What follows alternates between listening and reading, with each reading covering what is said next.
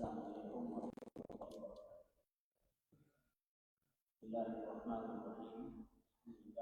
Alhamdulillahirrahmanirrahim. Wassalatu wassalamu ala asyrafil anbiya'i wal mursalin. Sayyidina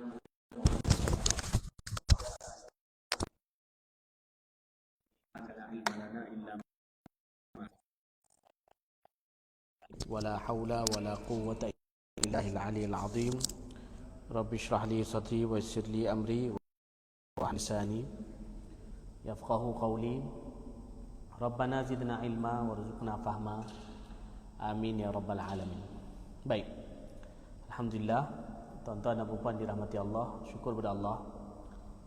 Malam ni kita bertemu dalam rumah Allah, Masjid Husein Seremban 2. Kita menyambung pengajian kitab fiqh menggunakan kitab Matan Ghayah ataupun Matan Abi Syuja'.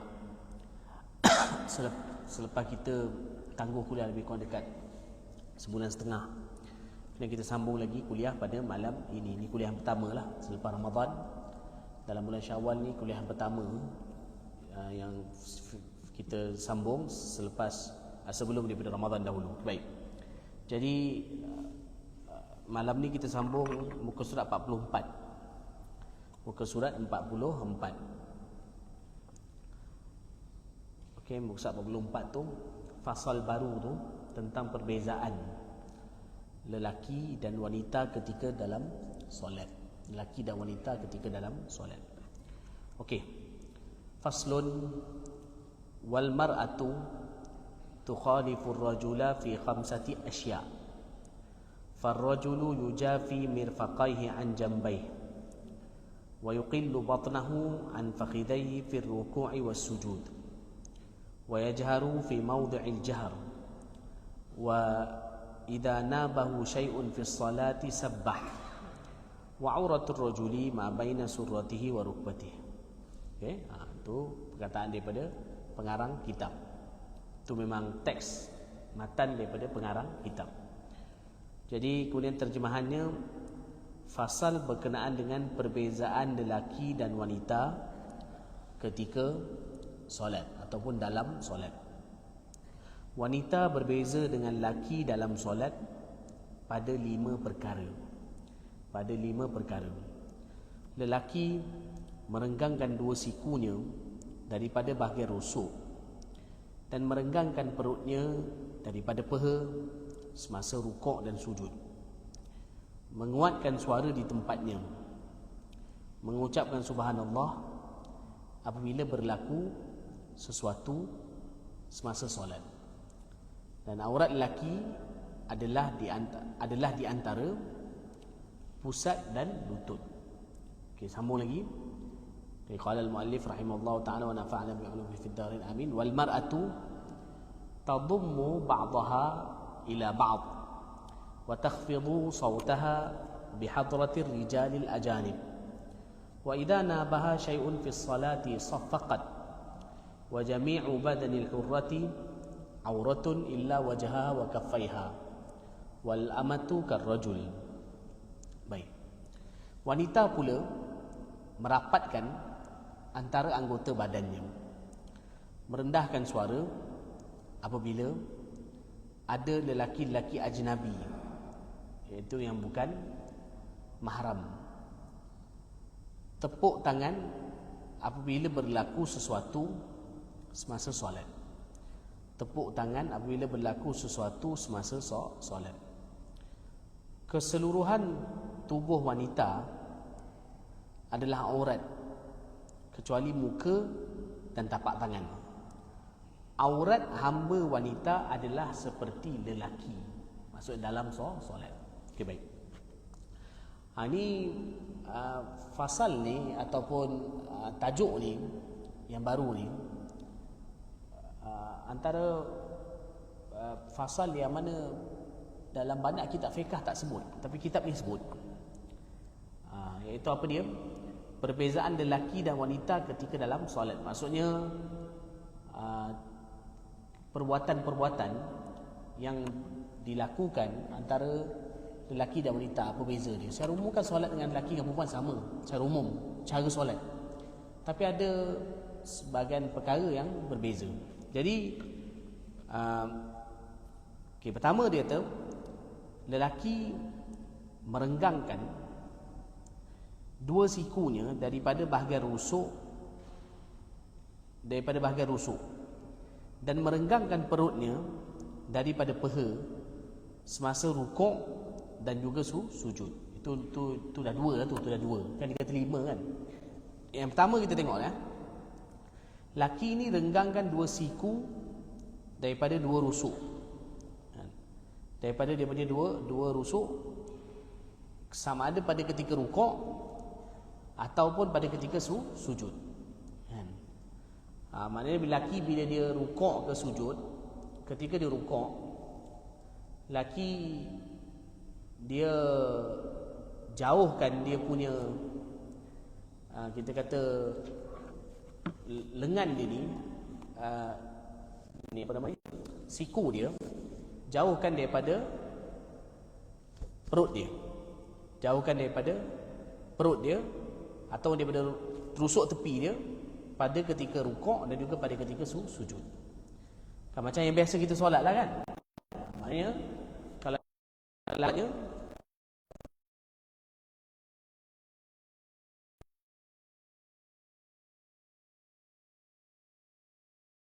dia rukuk, pada ketika sujud pun sama. Sujud ini dia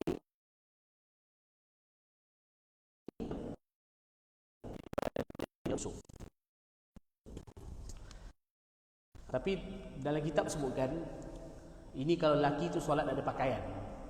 Lelaki tu kalau solat ada pakaian. Ada ke orang solat telanjang? Mungkin ada. Kadang orang yang mungkin dipenjarakan, pengawal penjara tak bagi dia pakaian, jadi dia kena solat, tak kena solat, tapi dia tak ada pakaian, minta pun dia tak bagi. Sebagai contoh, dia mungkin diseksa macam tu. Jadi kalau orang yang telanjang dia kena solat, maksudnya telanjang di sini maksudnya bogel lah kan. Jadi untuk dia solat macam perempuan, dia kena dapat solat. Baik, itu. Dan seterusnya dia kata, dan juga dia perlu merenggangkan perutnya serukuk dan juga sujud. Okey, jadi satu jauh daripada dia punya rusuk, kan tadi katakan dia jauhkan siku daripada rusuk. Dan satu lagi juga, bila dia rukuk dan juga sujud, maknanya dia tu dijauhkan daripada dia punya peha, kan, daripada peha. Tapi ketika rukuk perut memang jauh pun, cuma bila dia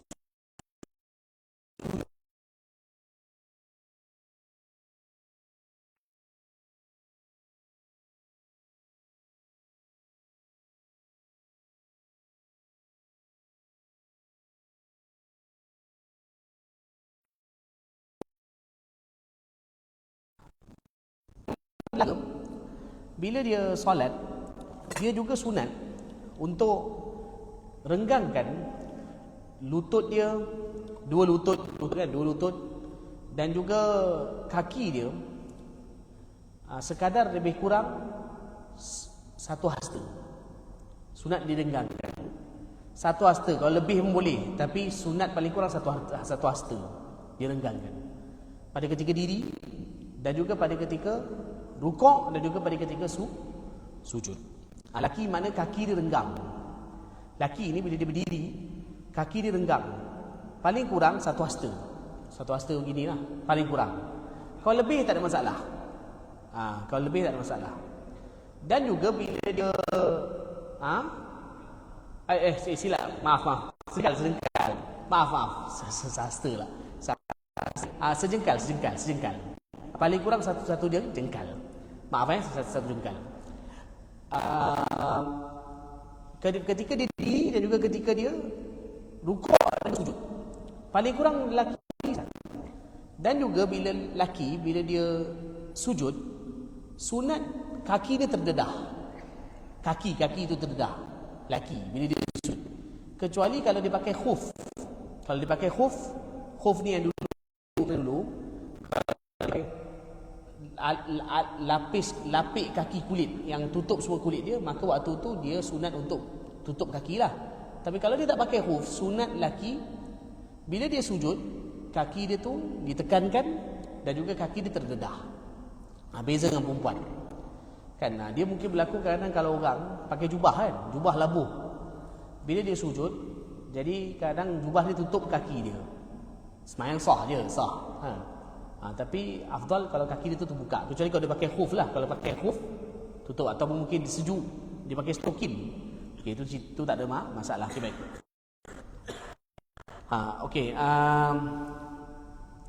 Tapi kena faham yang tadi tapi lengan bawah, lengan kita, lengan daripada ini lengan bawah.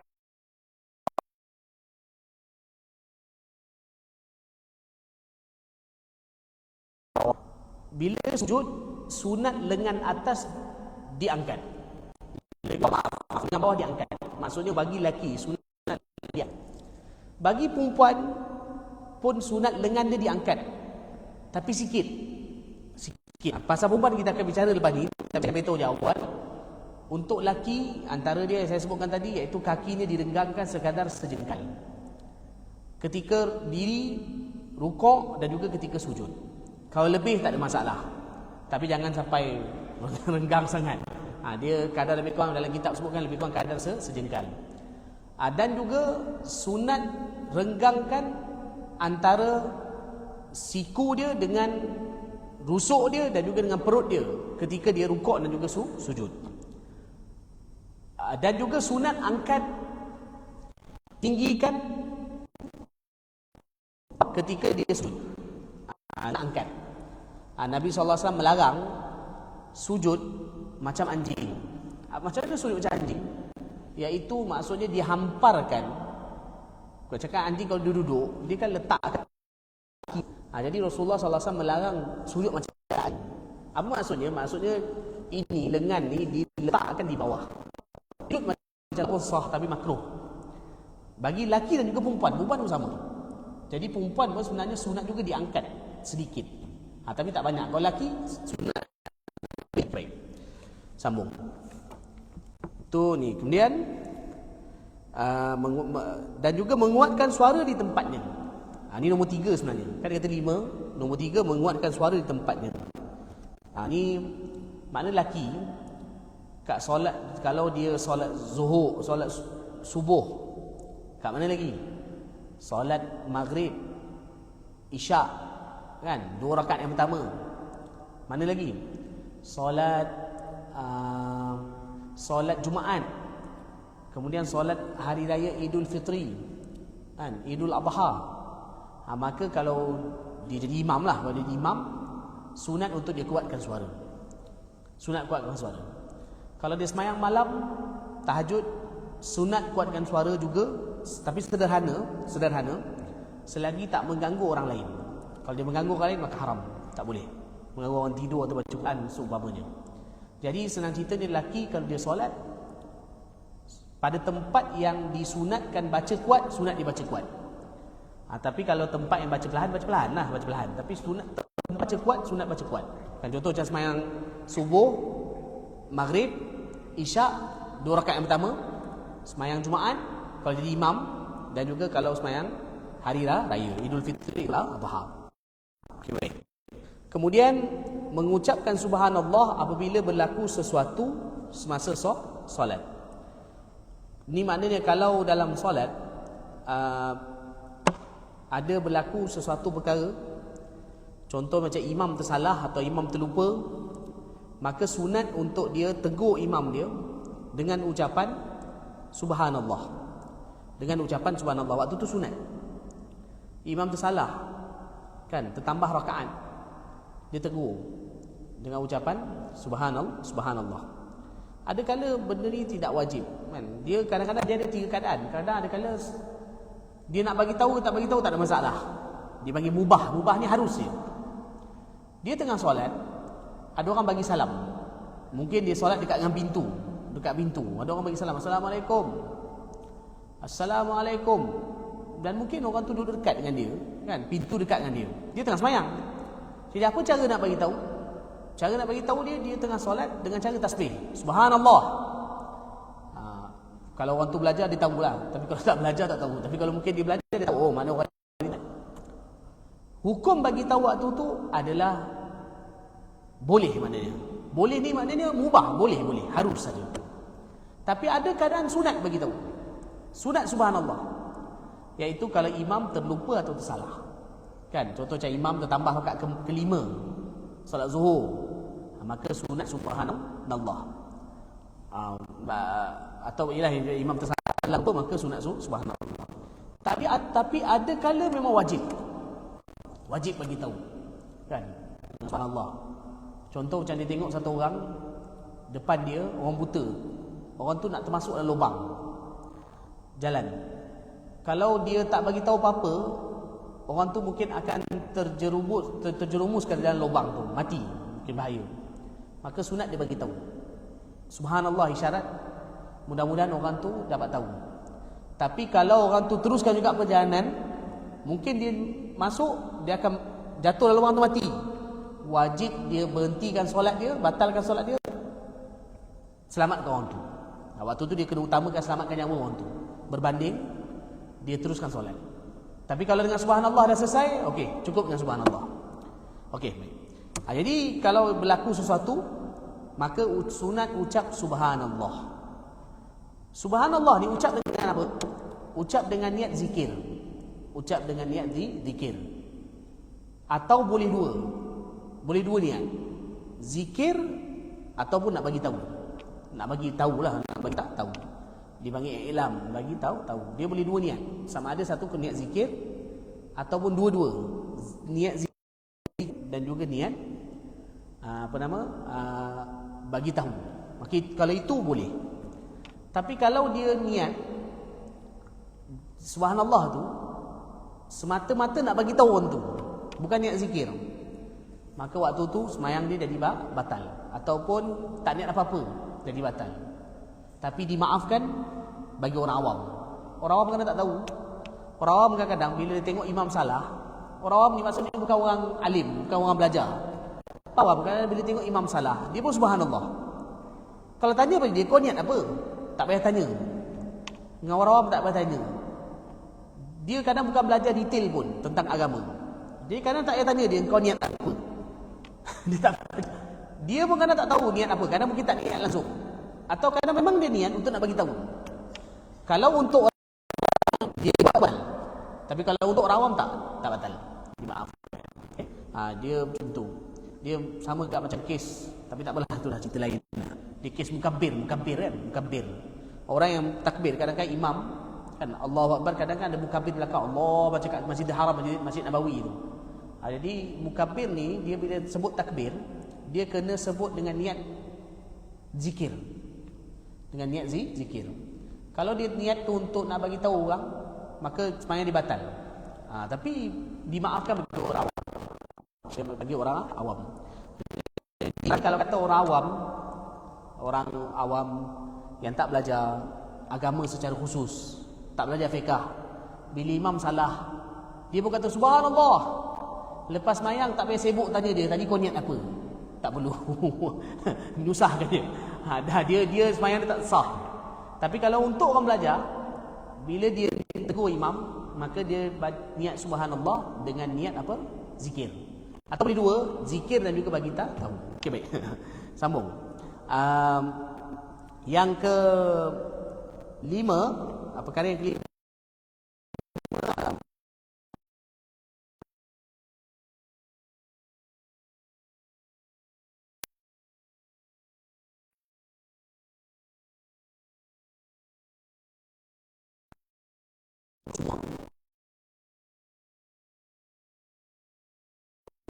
lutut kena tutup semua supaya dia tutup aurat tu. Kalau ikut sebenarnya aurat tu pusat pada lutut. Tapi kalau satu orang pakai seluar pendek, seluar dia betul-betul tengah lutut. Ini kadang berlaku pada biasa setengah orang Arab. Kadang orang Arab ada semayang, tapi semayang pakai seluar pendek. Seluar dia betul-betul tengah lutut. Yang ini kita Kamu nak tengok. Kalau dia buat maka sembahyang tak sah. Lutut juga wajib ditutup semuanya. Maknanya kalau katalah memang kita kata awak pusat sampai lutut. Ni contohlah kata ni pusat di lutut. Tapi janganlah kedekut sangat. Tutup tepat situ je. Tengah-tengah tutup. Dia kena tutup lebih sikit. Untuk pastikan tutup. Jika tutup tepat-tepat maka tak. Pakai seluar pendek sembahyang tak ada mana-mana mazhab kata perbuatan itu boleh. Tak sah. Kan? Bahkan Maliki sekalipun tak boleh. Dalam mazhab Maliki, kadang-kadang ada orang berhujah, dia kata tu mazhab Maliki boleh. Tak. Mazhab Maliki sekalipun memakai seluar pendek dalam solat, sembahyang dia adalah haram. Dan juga bahkan orang Maliki sendiri pun tak ada amalkan pakai seluar pendek. Dia yang pandai-pandai ni, yang sebenarnya pandai nak mudahkan agama, pakai kata laki kalau pakai seluar pendek boleh ikut mazhab Maliki. Itu adalah pandangan yang batil, salah. Itu tipu. Tak betul. Pakai bila ditanya pada ulama yang mazhab Maliki pun, mereka kata bahawa dalam mazhab mereka pun pakai seluar pendek, maksudnya atas lutut pun haram dalam solat. Jadi ini saya beritahu ni sebagai makluman, sebab kadang-kadang ada orang kata bahawa boleh pakai seluar pendek dalam sembahyang. Kononnya ikut pandangan mazhab Maliki, tapi tidak benar perkara tersebut. Okey, sekarang tadi cerita pasal laki solatnya adalah solatnya macam kita dah baca tadi tu. Okey, baik. Sekarang wanita pula merapatkan antara anggota badannya. Wanita ni dia bila solat, dia ni saya suka guna istilah laki ni solat dia macam mengembang. Perempuan ni solat dia menguncuk. Maksudnya dia macam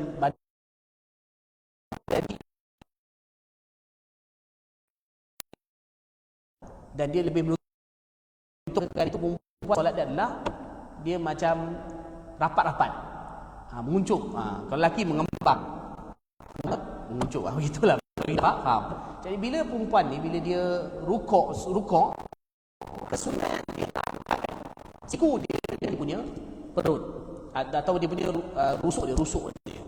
Bila perempuan, kalau lelaki diri macam ni, sejengkal lebih kurang. Bila dia rukuk pun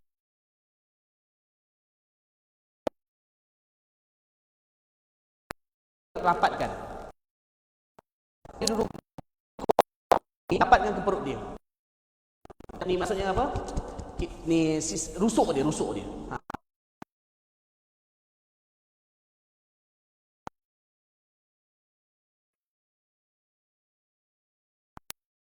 Silap bahkan kaki perempuan macam ni. Yelah kalau dia buka pun sikit tak apalah kan. Tapi perempuan tak sunat ni. Kaki perempuan sunat rapat. Macam ni sembahyang ni. Ni perempuan yang sembahyang. Lelaki ni lembut ni sembahyang macam tu. Kodan nama dia kan. Macam tu kan. Apa benda. Jadi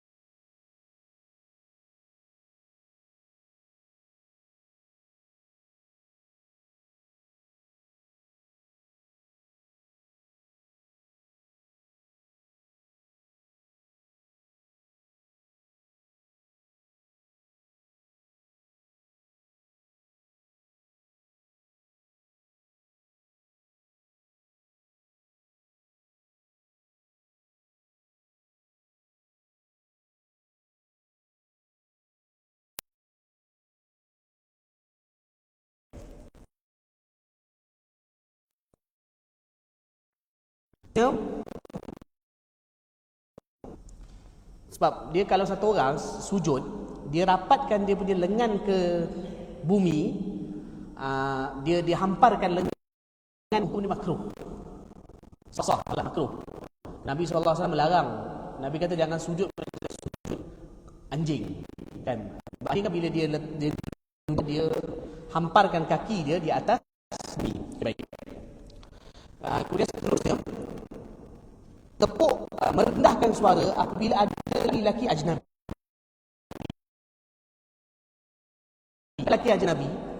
Lelaki ajnabi ni maknanya lelaki yang mana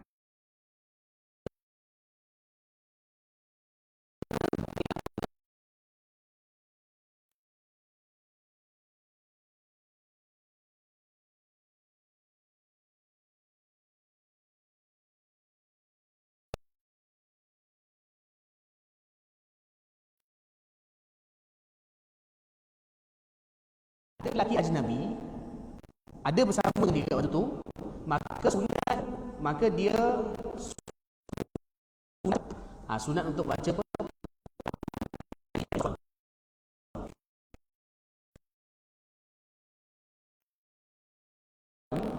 Sebutan betul mahram. Kadang kita katakan ni mahram atau bukan mahram, bukan muhrim. Muhrim ni orang pakai ihram. Orang pakai ihram dipanggil. Yang betulnya mahram. Satu, kita kata lakukan mahram. Maksudnya boleh kahwin sampai bila-bila. Satu lagi, lelaki yang mana ajnabi. Lelaki itu boleh kahwin dengan dia.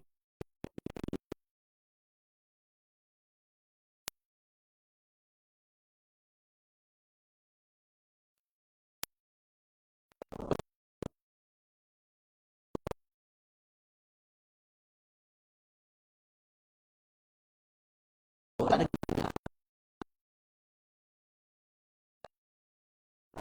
Kalau tak cepat,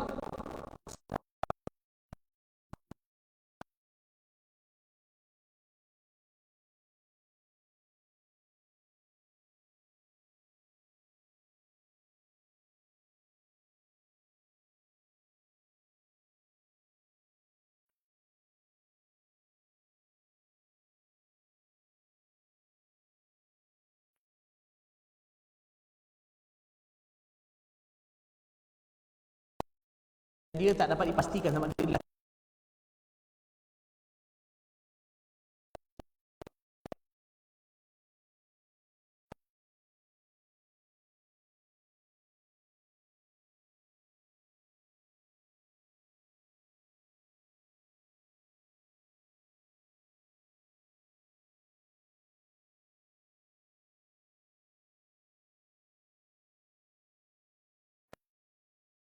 Lelaki yang ada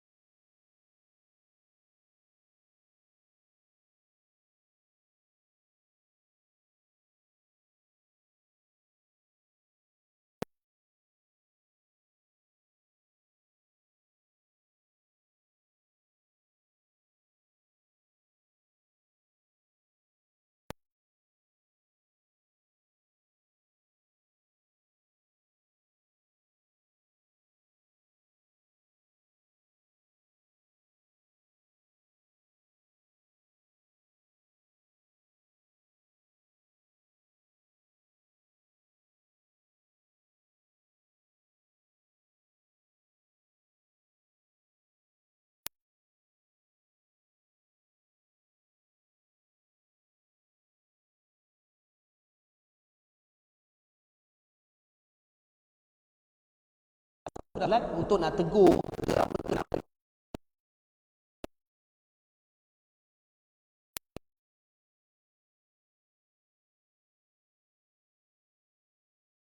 tepuk tangan, tepuk apa nama ni, tangan kanan atas belakang tangan kiri.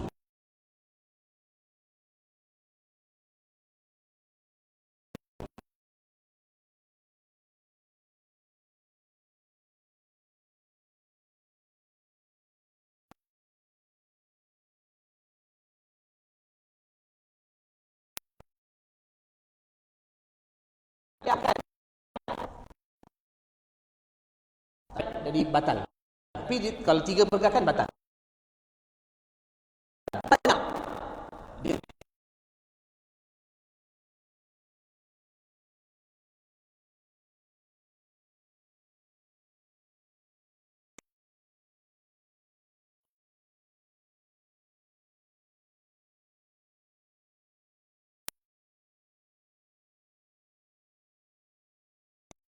batal tu tidak, tapi makruh. Makruh. Makruh. Dia tuan-tuan dan puan tepuk tak ada dalam solat, tepuk tangan macam ni atau luar solat, hukum dia makruh. Tapi bahkan sebahagian ulama kata haram tepuk tangan macam ni. Sebab tu tepuk tangan saya katakan memang dalam kitab ni ialah perbuatan syaitan. Tapi kita zaman sekarang ni dalam ahli agama pun tepuk tangan. Apakan daya? Sebab tu tepuk tangan ni memang tak, dalam Islam tidak digalakkan, bahkan tak dibenarkan. Saya baca dalam kitab-kitab fiqh, sebahagian ulama kata haram, tapi pandangan yang banyak dipegang adalah makruh tepuk tangan. Kalau dalam solat lebih lagi. Jadi tepuk tangan macam ni bagi perempuan lah, lelaki tak ada. Dia macam ni saja. Okey, baik. Dalam kitab adalah sebut cara-cara, contoh dia tepuk tangan macam ni ke atau macam ni ke, tapi yang betulnya, yang afdal ialah tepuk tangan macam ni. Itu nak tengok imam kalau ada apa berlaku. Sama juga contoh kata macam tadi kan, kalau ada orang nak bagi salam ke kan, maka dia pun bagi syarat macam ni. Tapi kalau orang tu belajar lah kan, mungkin kalau dia dengar macam ada tepukan, maka dia pun faham bahawa mungkin ada orang yang dekat dalam rumah tu tengah solat. Kalau tepuk macam ni, kalau tepuk tangan macam ni dengan tujuan main-main, dia dua syarat, dengan tujuan main-main dan dia faham perbuatan solat, tepuk tangan dalam solat dengan tujuan main-main, maka jadi haram. Dan dia tahu perbuatan solat batal. Orang dia baca belajar fiqh,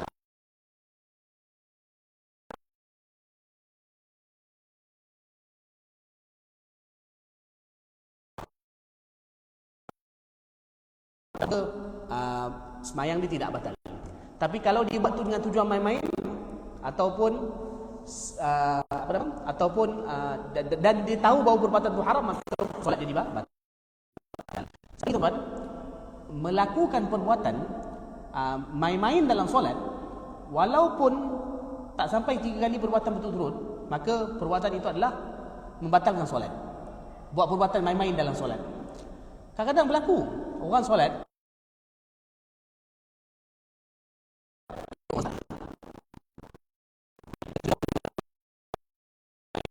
batal. Saya pernah solat, saya pernah tengok ada orang tua-tua kubur kata mari dah pun main pijak-pijak kaki dalam solat.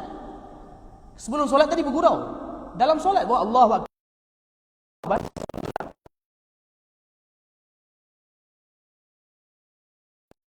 Patutnya bila dah ni, jadi dia pun perbuatan tu berlaku, kadang-kadang berlaku. Dia buat perbuatan pijak dan lepas lain. Main-main dalam solat yang dilakukan main-main, maka kalau walaupun tak sampai 3 perbuatan, kalau mana dia berbentuk perbuatan, maka solat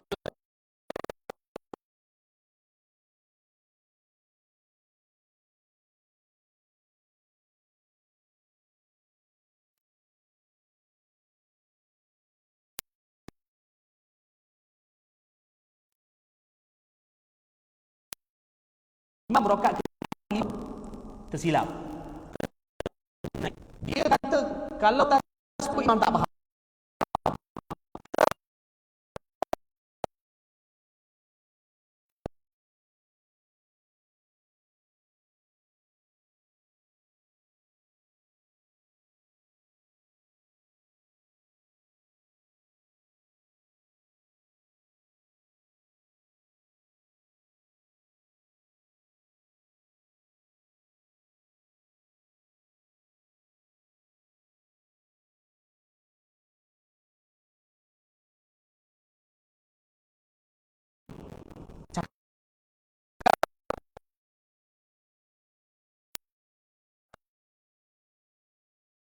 Kalau cakap maka batal.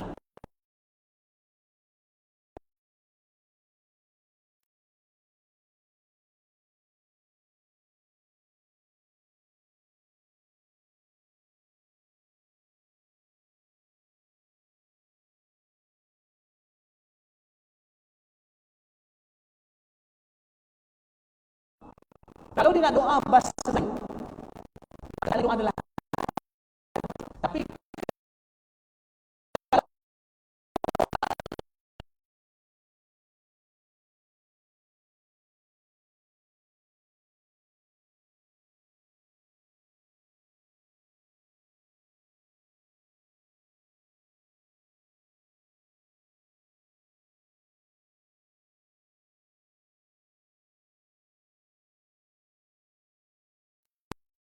dia anggap pun nak doa.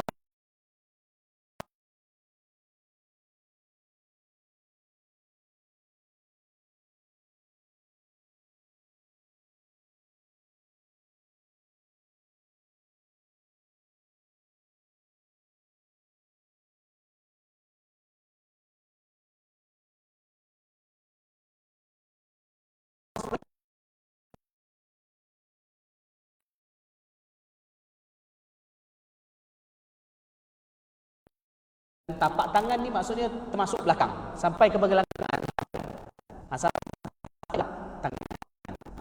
Tangan ini dia buka dalam muka dan juga pergelangan tangan tangan sebelah sini. Depan dan belakang. Kalau nampak dia punya apa nama ni lengan ke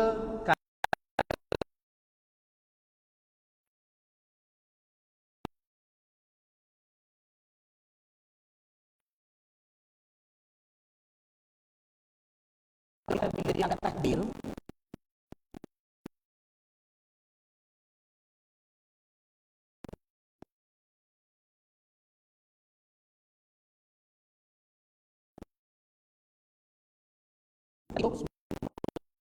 cuma ada lagi tak fikir kalau ada buka muka ni, kalau sekiranya tak ada laki ajnabi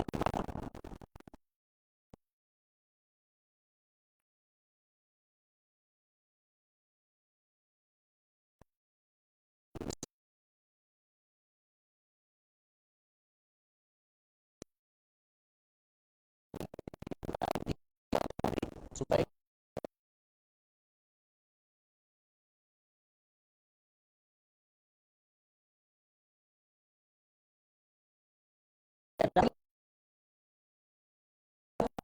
audio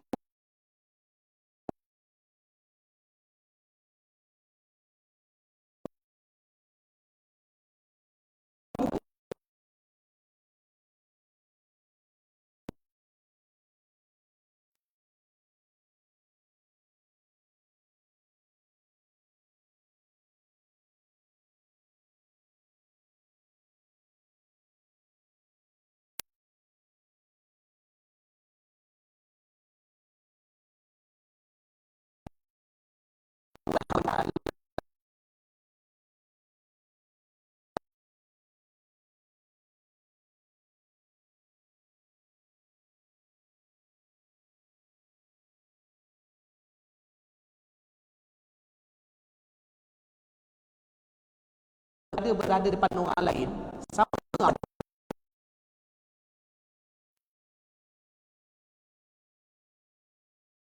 dia berada kat luar, maka dia kena tutup seluruh.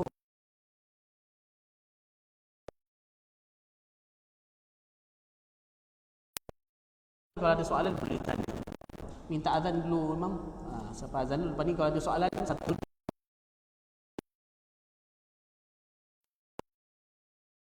boleh tanya selepas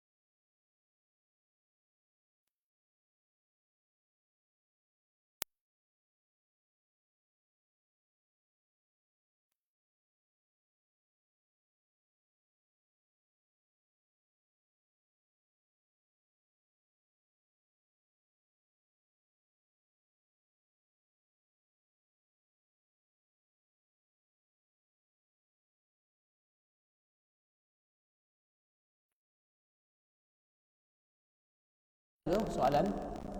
Sekian ada soalan? Ada soalan yang berkaitan? Sekiranya ada, maka silakan, jangan malu.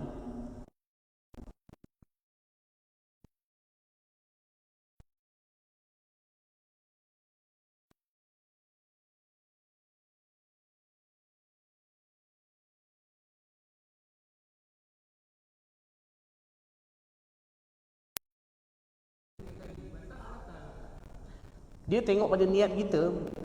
Maksudnya kalau kita niat kalihkan tu untuk main-main, maka dia batal. Tapi kalau kita sekadar tak selesa, kita jauhkan daripada dia kaki, maka tidak batal.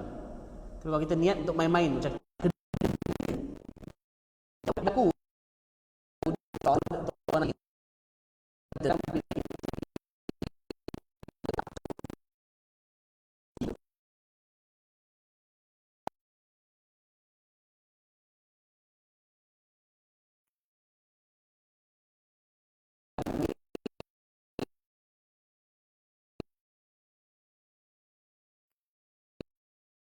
yang kata itu bukan muktabar pun dalam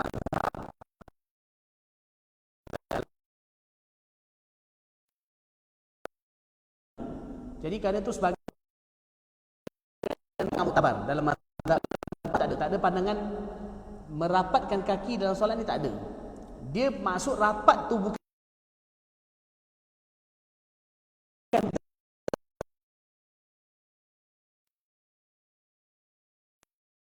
tapi kena kaki kena kaki itu kaki kita. Jadi kalau kita jauhkan kaki dengan tujuan main-main, nak kena. Tapi kalau kita bukan nak selesa, tak senang kita kaki kita, maka tidak ada masalah kan. Kadang-kadang kita dah alih kamu, dia kerapat dengan dia. Tak dia dah kan. Dia nak rapat kan. Yalah, kita kadang soal sini kan, sebelah dia. Kan dia pergi. Kan? Bahkan dalam kitab pun kata dia sunat sejengkal lebih kurang. Bukan bagi kangkang kaki. Jadi kadang-kadang bila kita alihkan, lasak engkau lah. Siapa kau nak kangkang itu? Kan, bahkan itu bukan pandangan yang itu pandangan salah dalam ni. Tak ada imam mazhab pun berpandangan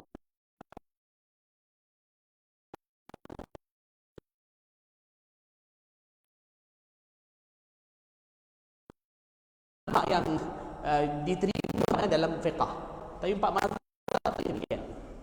Kalau saya nak bicara banyak lagi perkara. Kadang-kadang kita tengok orang Arab ni semayang macam mana kan. Jadi kadang ada sebagian pandangan mereka tu bukan ikut pandangan empat mazhab pun. Bahkan bukan mazhab pun, bahkan pandangan yang tidak muktabar dalam mazhab. Lagi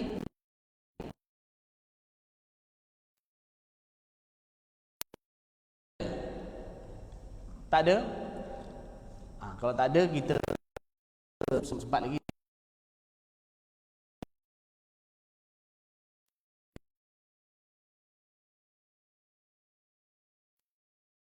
Bismillah.